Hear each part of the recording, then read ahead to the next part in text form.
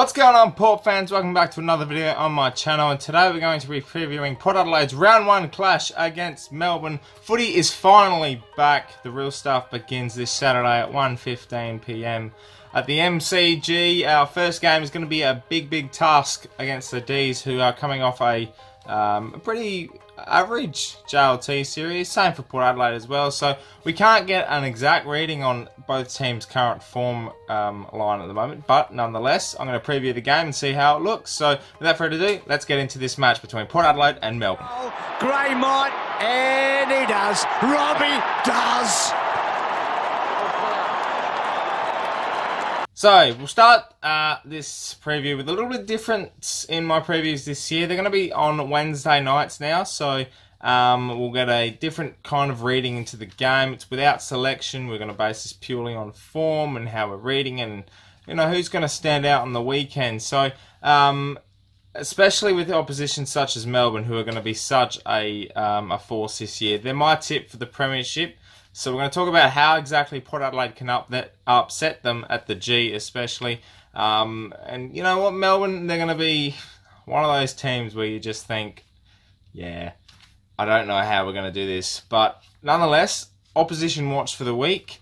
Max Gawn is the #1 item on the list. 100th game for him this week. And I think for Port Adelaide to even consider trying to win this match, they're going to have to nullify Gawn's influence on the game.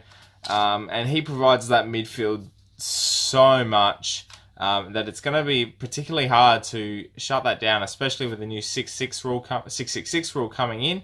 And I think Max Gawn, who is the #1 ruckman in the competition, it could have a field day on the weekend if Ryder and Lysette don't get in the match and try and lower his influence in the midfield especially. No Stephen May is going to be an interesting affair for Port Adelaide especially.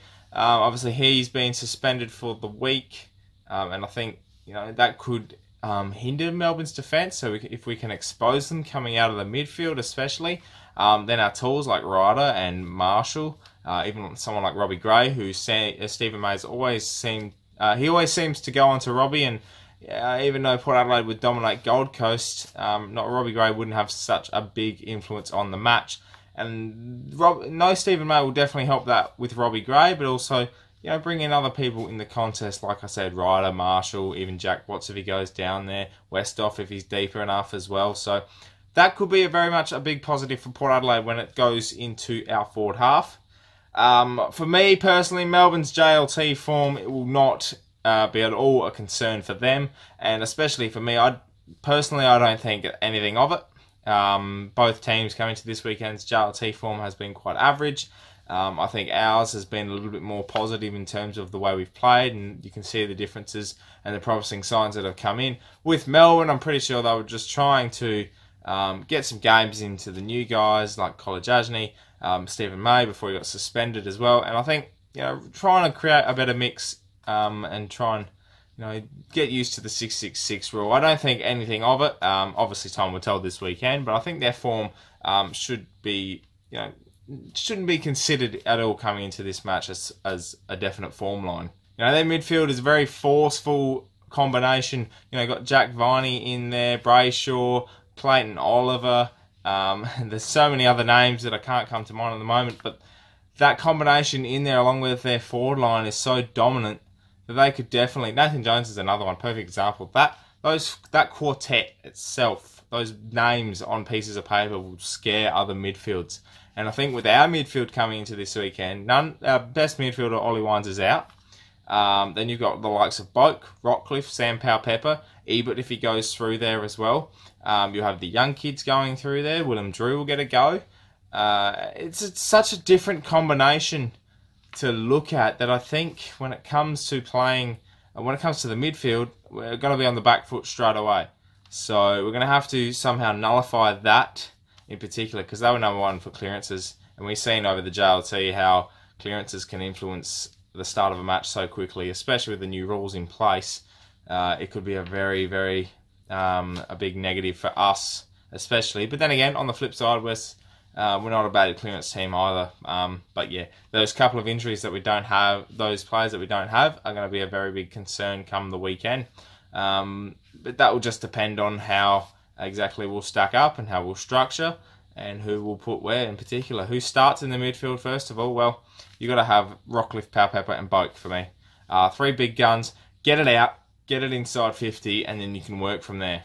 Some game notes to look out for this weekend. In particular, a couple of stats here for you as well. The Dees averaged 108.5 points in the JLT series. That was against. So even though I wouldn't base too much on JLT form, that's a little bit of a sign to indicate that these new rule changes are affecting some teams and it might influence the way this game might end up being played out. But, in saying that, Port Adelaide haven't won in 6 years at the G against Melbourne. Since 2013 when we came over to play, and we didn't really know what sort of form we were going to be in really, and it turned out to be a decent year.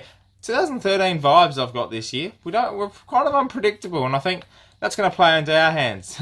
The line that Kenny Hinkley had in the press conference where he said, Melbourne, it's going to be tough for Melbourne because they can't predict how we're going to play, but we can't even predict how we're going to play.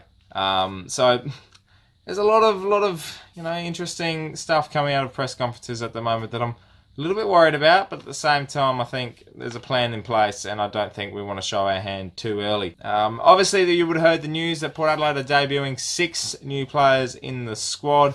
That includes Lysette and Burton playing their first games for the club. But Willem Drew, Xavier Dersma, Zach Butters and Connor Rosie will all be making their AFL debuts this weekend. And donning the Guernsey for the first official AFL match for round 1. So that's going to be a big game for them in itself. And, as I said, 2013, we had a few debutants that day. And I really feel that we could potentially come into this match and, we could be an exciting combination of players where we just go for it. And I think that's got to be the plan. Just go out, go have fun and go for it. It's the best way you're going to be able to do it.